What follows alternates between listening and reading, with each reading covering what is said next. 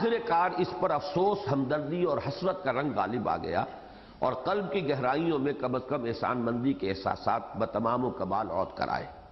میری پیش نظر تحریریں چونکہ ان تین ادوار میں سے درمیانی دور سے تعلق رکھتی ہیں، لہذا ان میں تلخی کا رنگ بہت نمایاں ہے،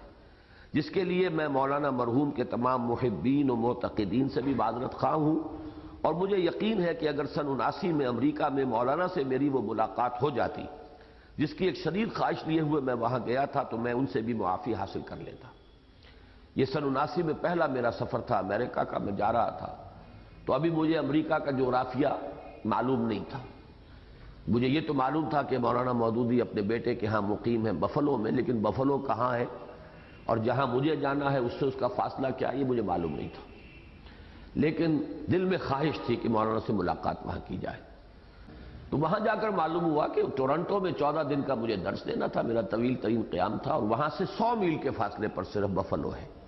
اگرچہ ملک دو ہے کہ ٹورنٹو کینیڈا میں ہے اور یہ بفلو جو ہے یہ یو ایس اے کا شہر ہے، لیکن یہ کہ نیاگرا فال جو ہے وہ درمیان میں آتی ہے، 80 میل ادھر 20 میل ادھر، تو کل 100 میل کا فاصلہ ہے۔ تو بڑی خواہش تھی، معلومات میں کرتا رہا، لیکن پتہ چلا بیمار ہے، ہسپتال میں داخل ہے، اور اس کے مختلف جو ہے معلومات، اس کے مختلف مراحل بیماری کے، یہاں تک کہ آخر معلوم ہوا کہ اب طبیعت ٹھیک ہو گئی ہے، لیکن ابھی ڈاکٹرز نے 2-3 دن اور کہا ہے کہ مہلت رہے تو پھر ملاقات ہو سکے گی۔ تو میں نے اسی خیال سے اپنا پروگرام بھی ایکسٹینڈ کیا،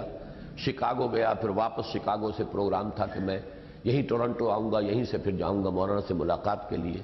لیکن شکاگو پہنچا ہی تھا، ڈاکٹر خورشید ملک کے گھر میں جا کر بیٹھا ہی ہوں کہ اطلاع آئی کہ مولانا کا انتقال ہو گیا۔ یعنی وہ اصل میں وہی کیفیت تھی کہ جو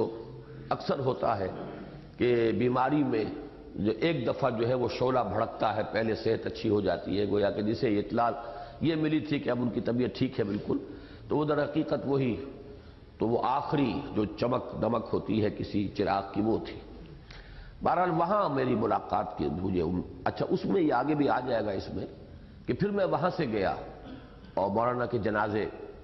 میں شرکت کے لیے بفلو، وہاں سے ڈاکٹر خورشید ملک صاحب نے اہتمام کیا میرے لیے، تو وہاں پر ڈاکٹر احمد فاروق جو ان کے بیٹے ہیں نمبر 2 مودودی صاحب کے، میں تو گیا تھا ڈرتا ہوا کہ وہ مجھے کہیں گے گیٹ آؤٹ، اور میں نے سنا بھی یہ تھا کہ وہ بہت تلخ مزاج کے آدمی ہیں، غسیلے اور جلالی انداز کے،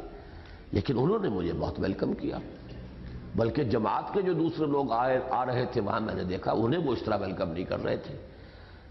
پروفیسر خورشید صاحب کے چھوٹے بھائی ڈاکٹر انیس آئے تو ان کی طرف ان کا التفات نہیں تھا کوئی خاص، لیکن مجھے انہوں نے ویلکم کیا، اور پھر یہ جملہ بھی کہا کہ ابا جان بھی آپ سے ملاقات کے بہت خواہش مند تھے، لیکن میں کیا کروں کہ ان کے معالجین نے سختی کے ساتھ منع کیا ہوا تھا کہ کوئی ملاقات نہ کرے سوائے قریبی رشتہ دار کے۔ تو اس سے یہ کہ مجھے اطمینان ہوا، وہ میں ابھی بتا رہا ہوں۔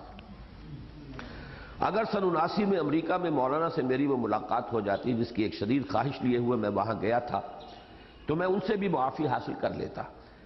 اس لیے کہ اسی زمانے کے لگ بھگ مجھے ایک اطلاع ایسی ملی تھی جس سے پورا اندازہ ہو گیا تھا کہ مولانا کے دل میں میری جانب سے کوئی تکدر یا رنج نہیں ہے۔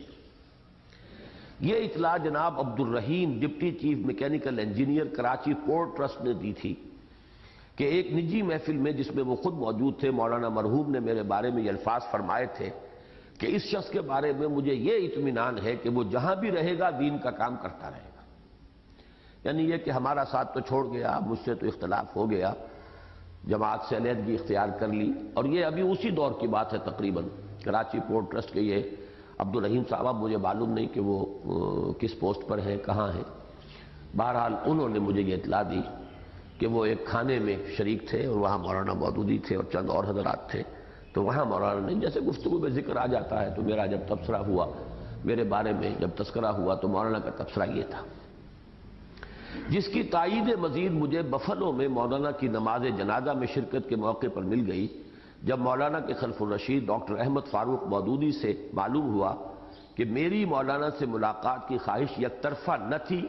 بلکہ ان کے الفاظ میں ادھر ابا جان بھی آپ سے ملاقات کے بہت خواہاں تھے، لیکن وہی جو میں نے عرض کیا کہ معالجین کا شدت کے ساتھ جو ہے وہ حکم تھا۔